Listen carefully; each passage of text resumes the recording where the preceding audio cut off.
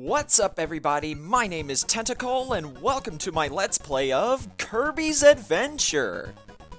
Funnily enough, I was originally not gonna play this game at all. Yeah. But I figured since my upload schedule has once again gotten out of whack recently due to my new college classes starting up, I figured I could release another Let's Play to tide you guys over in between my streams. So, enter this game, I guess. Here's a bit of a tutorial explaining the fundamentals of Kirby's Adventure, but I'll go over that in due time. Now, back during the finale of my Crash Bandicoot Let's Play, I said this game was gonna be Kirby's debut. That's actually half true. Kirby's Dream Land was released before this game on the Game Boy in 1992, a whole year before Adventure. But Adventure had a lot of groundwork in the series, if that makes sense. Whereas Dreamland 1 was more about platforming puzzles and things like that, Adventure started the whole open world and platforming mix that the series is known for, which is why I consider this to be Kirby's actual debut. Now, as for this game, it was originally released on the NES in 1993 and has received multiple ports, including a remake, since then. I'm playing the Nintendo Switch port of this game, which is available in the NES Online library, provided that you're subscribed to Nintendo Switch Online. I'll try my best to go over various differences between all the versions of this game whenever they come up, but with all that out of the way, let's get things started. Right here is the story. So basically, King Dedede, the villain of this series, stole the Star Rod from Dreamland and scattered its pieces all over the place. So it's up to Kirby to find them.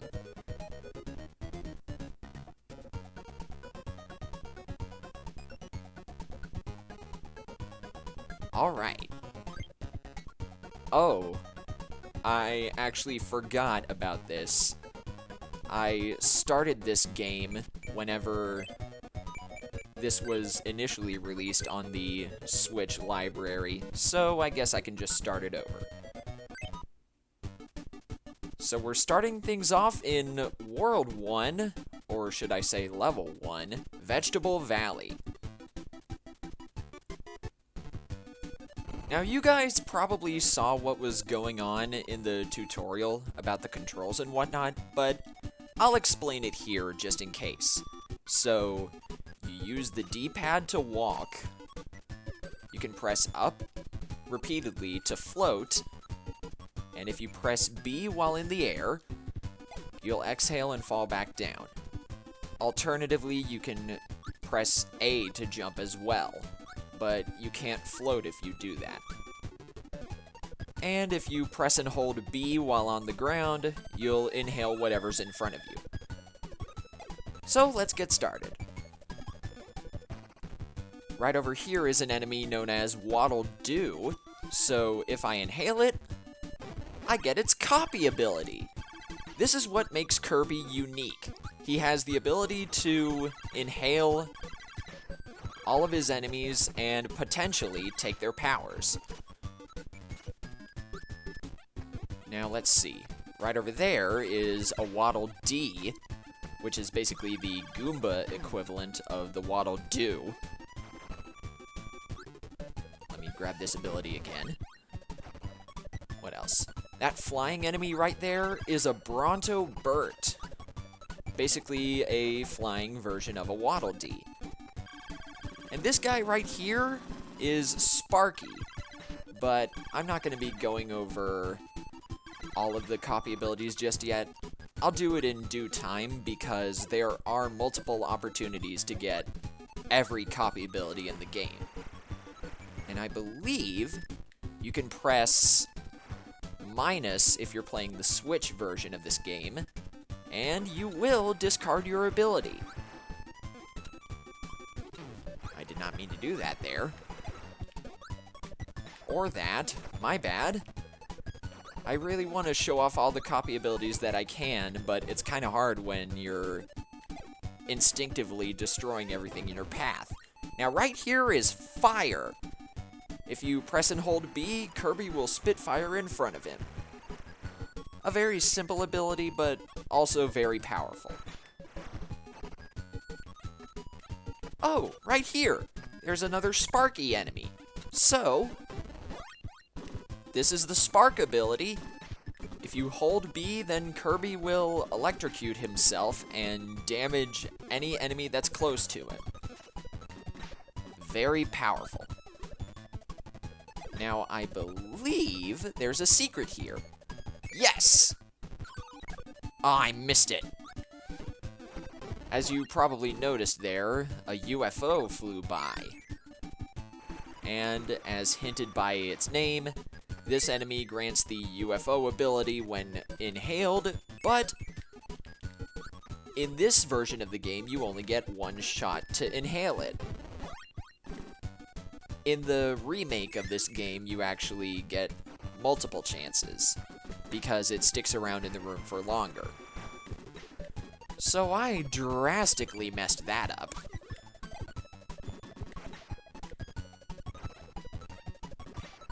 Oh, and by the way, this guy right here is called Poppy Bro Jr. Pretty simple enemy, just hops around on the ground. And that right there is level 1 of Vegetable Valley. And as you saw right there, I did a goal mini-game where I had to press A with good timing to get launched really far. And if you reach the maximum distance, you get a 1-up, as you saw there. Now, level 2 of Vegetable Valley has opened up, but so has this mini-game. Crane Fever. Use the buttons to move the crane and try to get a Kirby. A big one's hard to get, but worth it. Now, I am actually very bad at this game. I can only ever get the small Kirby, but I'll try to get the big one. So you're going to want to hold A until the crane drops like that. And if you do that well enough... I was about to say, if you stop the crane with good timing, then you should potentially get one of the Kirbys. So let's try to get the small one instead.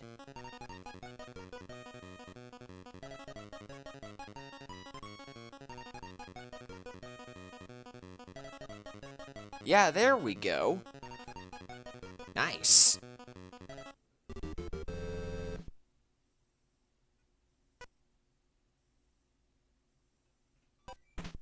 As you saw there, the small Kirby was worth another 1-up, but had I gotten the big Kirby, I would have gotten 3 extra lives instead.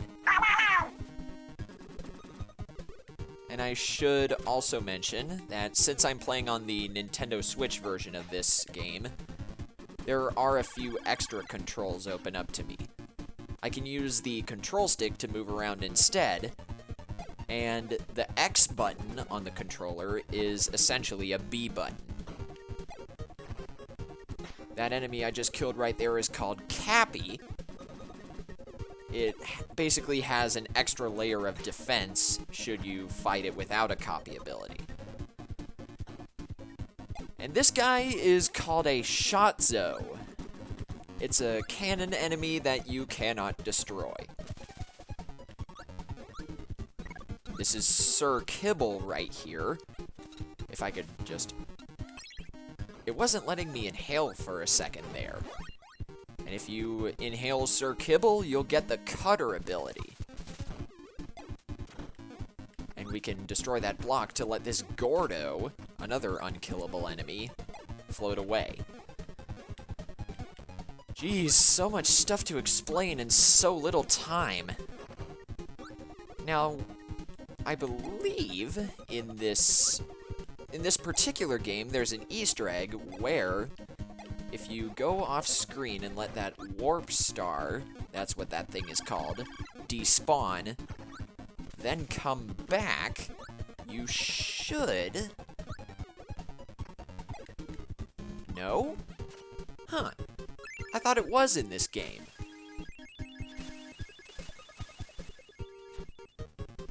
What I was trying to do there was show you guys a secret room, which would have given me, I believe, a really rare copy ability, but I couldn't seem to get it off there, or to pull it off, I should say. And right here we got a I was about to say a mid-boss, but I tried saying mini-boss as well. This is Poppy Bro Senior, and his gimmick is that he chucks bombs at you.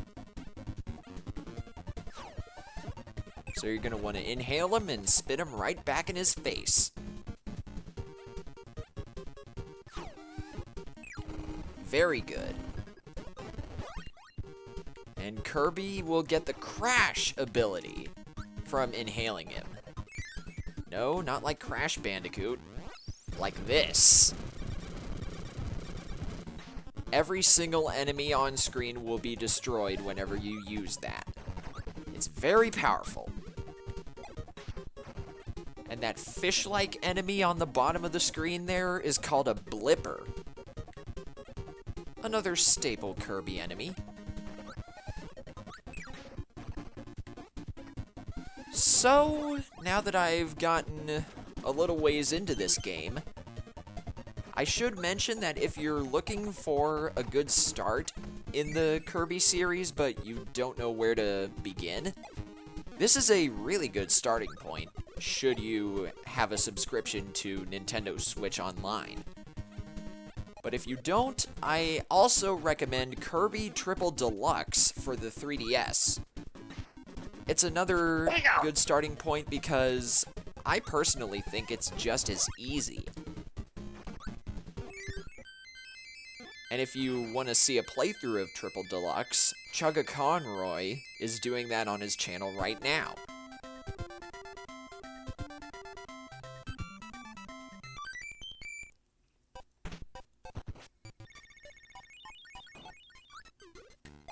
And because I didn't explain it, I actually got the sword ability at the very end of the level there. So now I can destroy everything by slashing with this sword and doing spin attacks in the air and stuff like that.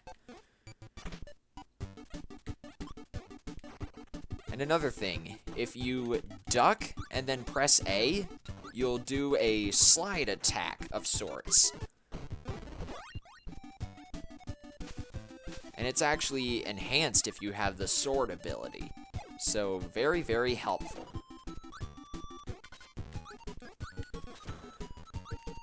Gotta destroy these blocks and get these Shotzos out of the way.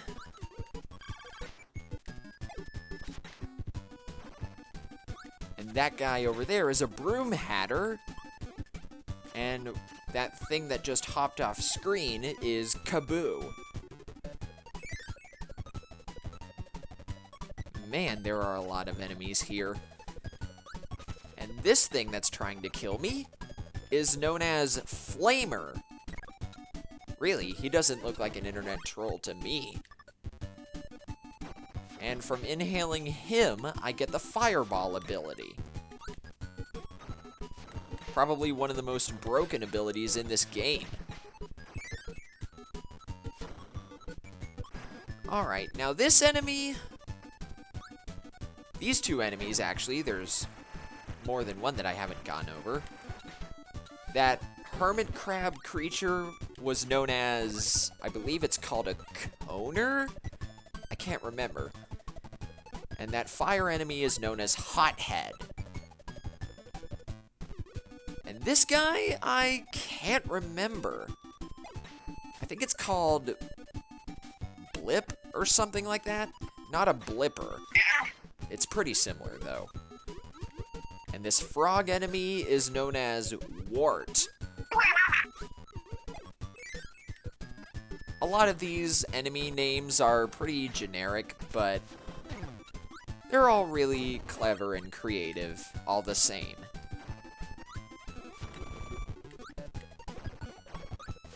Right over there is a Maxim tomato next to that next to that hothead. So we better grab that before we continue. Now, one gripe that I have about Kirby's Adventure, and you probably saw it in this little structure here, is that if there's too much going on screen at one time, then this game will lag severely. It's no fun at all. But I still like it anyway, even with all the lag. So we've opened level 4 there, but we also opened up this museum. Here's a colorful display of enemies with special abilities. Eat the one you want. But unfortunately, there's only one enemy here. A sword knight. And I don't need it because I have fireball. But unlike the mini-games, you can actually enter and exit a museum as many times as you want. And I actually did decide to go with sword after all.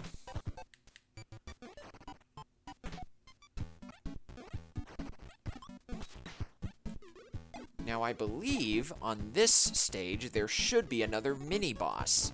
Yes! Mr. Frosty is this guy's name. Well, sort of anyway. Back in the older Kirby games, Mr. Frosty was actually spelled with an L instead of an R due to a mistranslation. So for years he was called Mr. Flosty. I don't know how that happened, but I personally like Frosty a lot more. And from that mini-boss, we got the Freeze ability, which is essentially an ice version of the Spark ability. Anything you touch will turn into ice cubes, which you can slide along the ground or in the air, as you saw there. Oh, and that also reminds me, this enemy, right here, this spiked enemy, is actually nowhere in any other Kirby game that I know of. And when you inhale it, you get the needle ability. I can't remember what that specific enemy is called, because it's only ever been shown with its Japanese name. I think it's pronounced like Toguzon or something like that. I can't remember, but in the remake of this game, that enemy was replaced with something completely different. I'll probably put more information about that enemy on screen, if I can. But let's move on. So we can use our needle ability here, and we become impervious to damage, and anything that touches us will take damage. A very fun ability. Now, right there is an invincibility candy. But in this game, it's actually known as a hyper candy. You can plow through everything without getting hurt, and anything that you touch will be destroyed in one shot.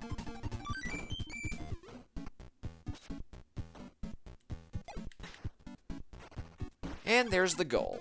I suppose we can get the beam ability. Wow! So far, I have never failed this goal game. It's actually one of the easier ones in the series. In more modern Kirby games, some of the goal games involve you getting shot out of a cannon. And those are really hard to pull off. Now this boarded up door here leads you to a world warp, but I can't remember how I'm supposed to get that.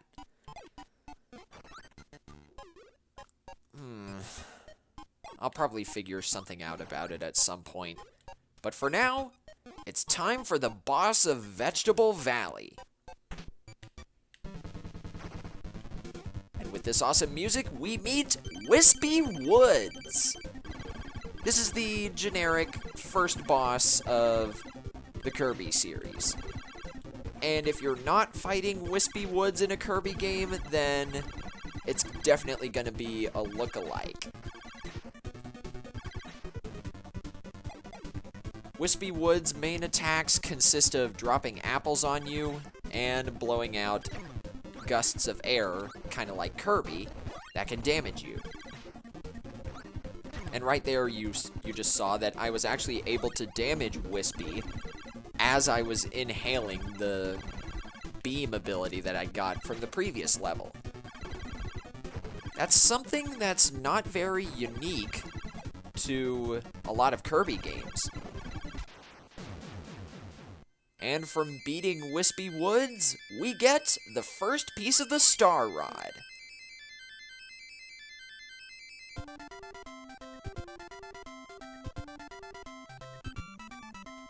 Gotta love that dance.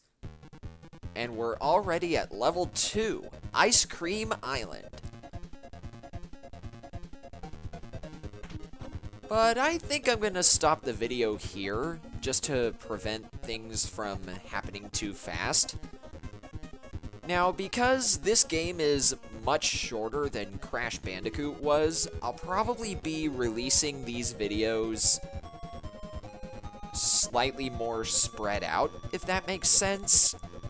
So, that's not set in stone yet, but I'm most likely thinking about releasing these episodes once a week. Anyway, next time on Kirby's Adventure, we will be exploring Ice Cream Island. Until next time, this is Tentacle signing out. Take care, everybody.